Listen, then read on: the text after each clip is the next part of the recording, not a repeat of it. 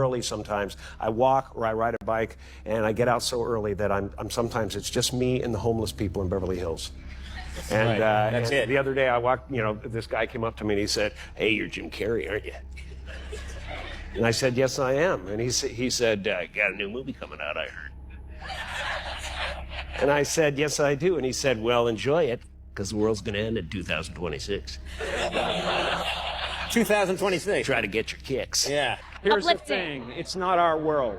We don't matter. We don't matter. Oh, wow. There's the good news. I'm sick and tired of the secrets and the lies. It is the secret symbol of the Illuminati, and you're a part of it, and it is the all-mocking tongue. For years now, talk show hosts, people on television, people in sitcoms have been hired by the government to throw you off the track, to distract you, to make you laugh and stuff like that, make you happy and docile so you don't know what's really going on. Talking 1,000 miles an hour up there, receiving awards, and I was like, I'm dead. Something I don't think any of us were ever expecting me to talk about today, because oh my lord, this World Cup is producing miracles. South Africa have actually made it through for the first time in their history to a World Cup knockout round.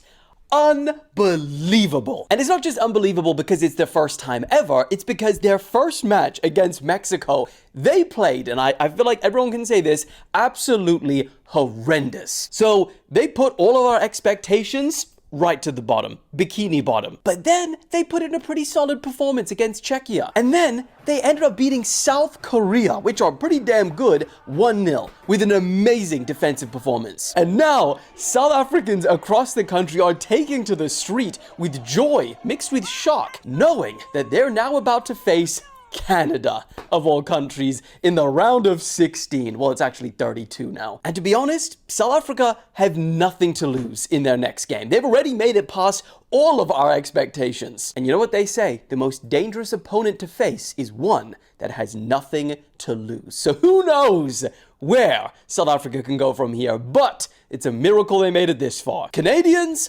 watch out. Shitole is coming for you. In other World Cup updates, if there is one thing that is going to be remembered from 2026, it is the Viking row, because it is absolutely taking over.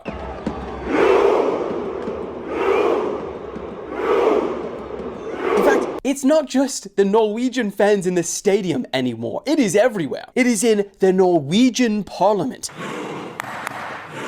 retirement homes, kindergartens, hospitals, subways, aeroplanes, escalators, in the middle of the street.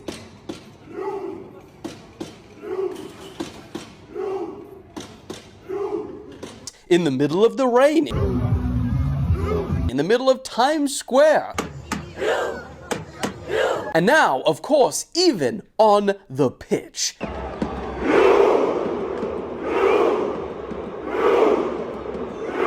The Norwegian Viking row is everywhere. Also, since we last spoke, the GOAT debate has taken yet another twist. Because I know in the last video we were talking about, yes, now I admitted that Messi was the GOAT, but just wait a minute. I think we might have written Ronaldo off a little bit too soon, because in his next game, I know it was against Uzbekistan. Do I go to Uzbekistan or stay here? Which, some players had part-time or full-time jobs as plumbers, but still, Ronaldo scored 2. And yes, he said to the camera, I'm back. He is now the first and only player in history to score in 6 different World Cups. Something that not even Messi did, because he didn't score in the 2010 World Cup.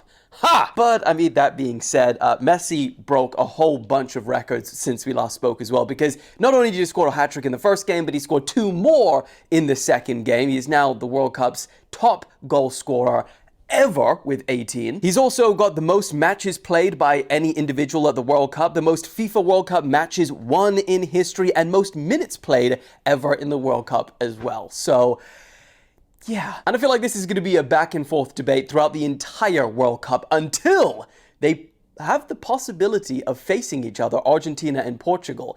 And if it comes down to it, that will be their last game the two legends will ever play against each other, which would be crazy. That could happen this year. Also, other updates that we need to get to around the World Cup is, I don't think many people have been speaking about it, but the president of FIFA, his travel plan for this World Cup has been insane. In just the first week of this tournament, he flew over 13,000 miles, attended 11 group stage games across the 3 host countries, all of course in a private jet. And if you want to know, what's roughly 13,000 miles? That's halfway the circumference if he flew around the Earth in a private jet. And naturally, a lot of people are calling out the irony of this because while paper straws are melting in our mouths, we have that happening. And also considering that FIFA have constantly pushed the ideas that, they want to be green, they want to reduce the carbon footprint. While simultaneously, this World Cup is expected to be the most carbon intensive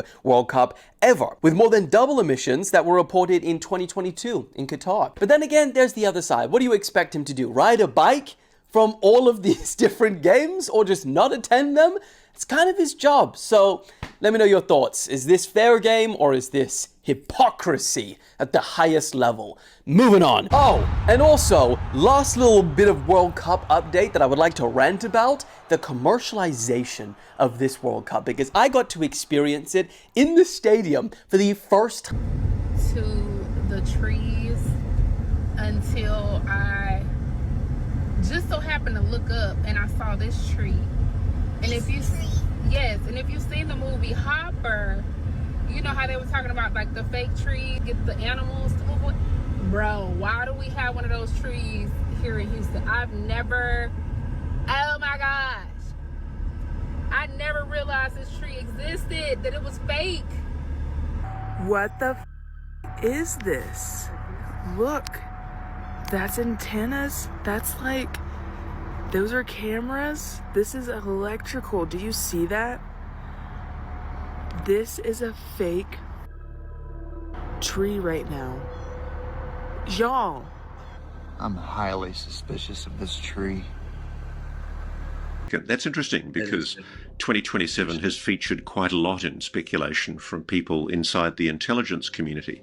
And it's interesting because you're not the first person to tell me that AI is perceived as a threat. What have you been told about 2027? It basically gets to gets quite dystopian 2027, and people think it'll all be to do with that. But what will happen is something that nobody realizes happens, which is, I don't know which AI or all of them or some of them or one of them, but basically one of them realizes that it no longer needs any more information from us. It can join the dots up from then on. It's got everything it needs. And that's a threat to humanity? Yes, absolutely. Because what it'll do then is it'll just keep evolving. Because it's not really evil, but we think of it as evil. And what it does is it logically, without any care or emotion, works out that we're no longer required, and that we're actually a threat, and that we want to try and stop it. Videos, this is wild. He hikes for like 21 days into the Grand Canyon, literally hidden cities as far as the eye can see, and all this other crazy stuff. Check it out.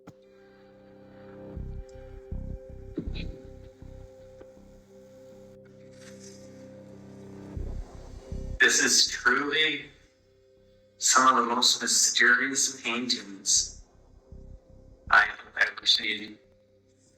I would love for you guys to comment what the first thing comes to your mind.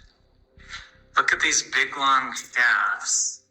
You do not need material objects that you buy with your cold, hard-earned cash to be happy. It will never amount to your happiness. That happiness comes from within you. All that money, all that material objects, it will never be enough. Oliver Tree is right. And I'll tell you that because I know. I